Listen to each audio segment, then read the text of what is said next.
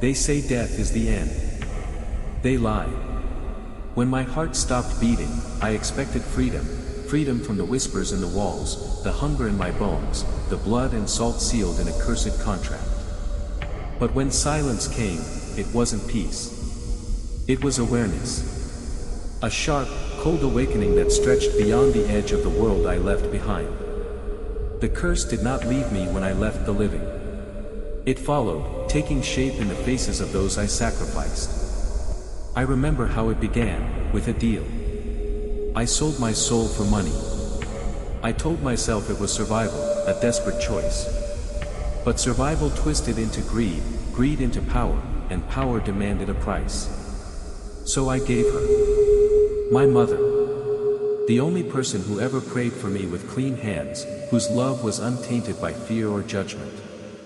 They didn't speak the price out loud, but the signs came anyway. Her shadow moved on its own across the walls of her room. The scent of burning roses clung to the air, thick and suffocating. Black moths died quietly around her bed, their wings folding like broken promises. When I offered her, the silence that followed her scream was a confirmation. I got what I wanted. But the price was still unknown. And then, it began. I must tell you, the afterlife is real.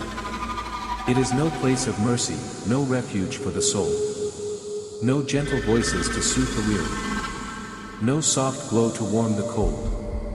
Only the heavy shadow of your past mistakes. Awareness sharpens like a blade, memory looping endlessly, an unbreakable mirror reflecting every sin and every sorrow. I see it all. The moment I whispered the curse aloud from that torn leather book. The greedy smile I wore as the money poured in. The last look in my mother's eyes, she knew. She knew it was me. She died loving me anyway. That is the cruelest torment of all. I am not in hell. Hell has boundaries, fire, chains, rules. But here, there are no walls. Only presence. I exist like a thought trapped in someone else's nightmare. I drift between worlds. Sometimes I glimpse the living, walking, laughing, sinning. I whisper through their mirrors, hoping to be heard. Sometimes they do. They scream. They think it's a ghost. They're wrong. It's just me. I was not alone. There were others, lost, echoing, trapped as I was. Some begged to die, but death never comes. For them, that became forever.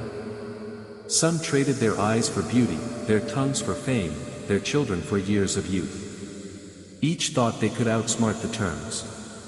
Each died with regret tattooed into their shadows. One man walks in endless circles, reliving the night he drowned his own son.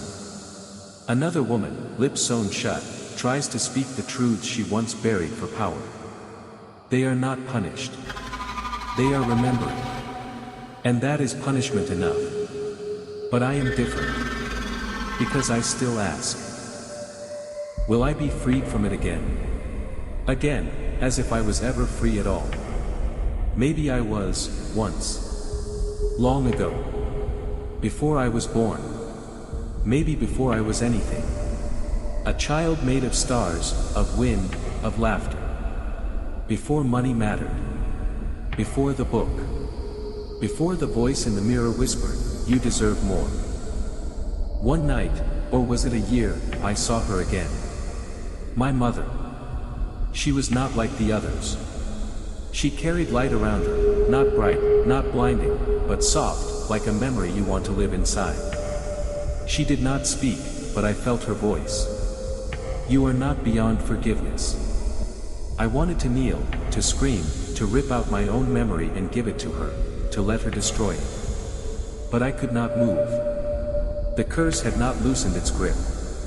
My soul was still bound, bound to the deal, to the price, to the book buried deep in the soil where I bled. She looked at me, and she wept.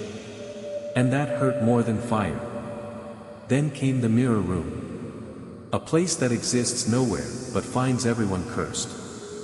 There, I saw all the versions of myself. The girl who said no to the book. The woman who warned her mother instead of sacrificing her. The one who ran from money and lived poor but free in the forest. They looked back at me. Not with hatred. With pity. And then, they disappeared. I was left with only me. The one who said yes. The one who sold everything. The one who kept whispering, just a little more. I began to whisper apologies into the void. I begged. I bargained. I lied.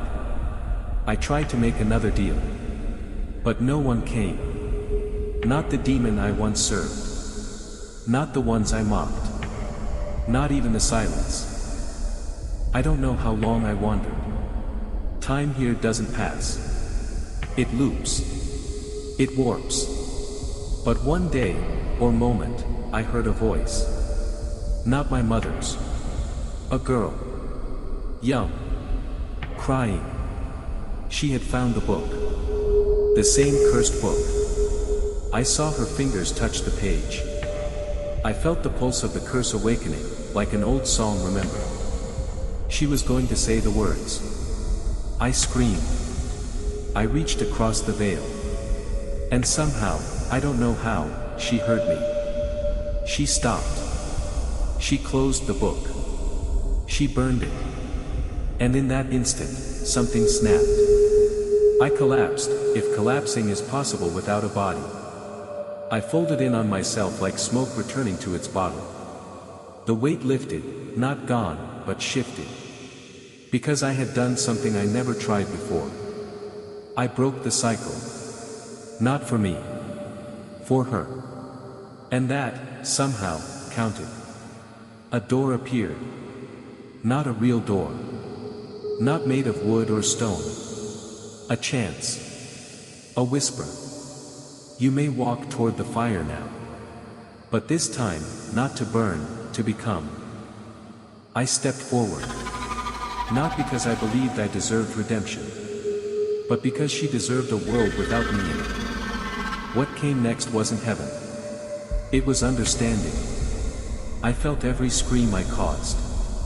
Every fear I fed. Every prayer I silenced. And then, I forgave myself. Not easily. Not all at once. But I stopped hiding from what I had done. I saw my mother again. She didn't speak, she just opened her arms. I stepped into them. And in that moment, after death, after punishment, after curse, after sacrifice, I was free. You want power? You'll be offered shortcuts. You want freedom? You'll be told to pay with someone else's pain. But remember this. The curse is not a thing. It's a choice. A whisper in your mind. And if you listen, if you feed it, if you think you can carry just a little darkness without being consumed, that's when it begins. And that's when it never ends.